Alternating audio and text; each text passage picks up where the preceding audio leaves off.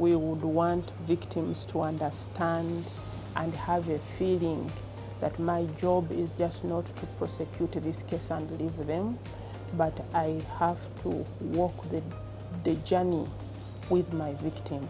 And among the various things, of course, that we have been trying to implement to make sure that our victims feel comfortable when they come to court. We used to have sessions during holiday times. We used to have sessions, during school times. And sometimes when you pick a child witness from school, they are produced to court in uniform. Then the publicity of the media sometimes would not be good, and it goes back to the community. So with the support that we got from UN Women, we were able to buy what we call emergency witness kits.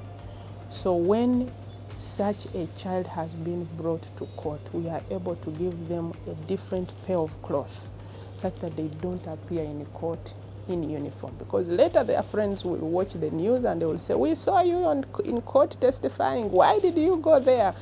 And she will have an obligation to explain why she was there. So these clothes give them a new face. They give them confidence.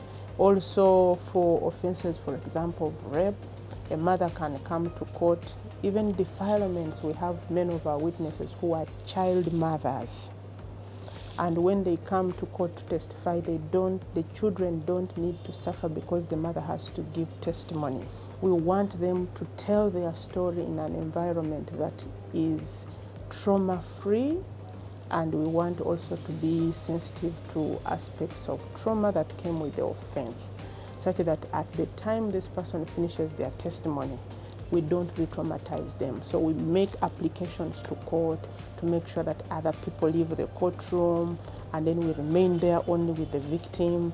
We also realized that there was a challenge on how people talk about sexuality, so we introduced anatomically detailed dolls, such that instead of somebody coming to talk about sexual parts in the court, which is supposed to be a public area, they can use those dolls and illustrate what happened. This has given us good results. It is still work in progress. When we started, we were not doing very well in terms of our convictions rate. But now when we started adopting these approaches, we see that our convictions rate has moved up to about 80% in sexual offenses. So to strengthen and to institutionalize this, we would hope that what we can do more is now basing on our mandate in Article 120. A prosecution is only as good as the evidence collected. We have what we call prosecutor-guided investigations.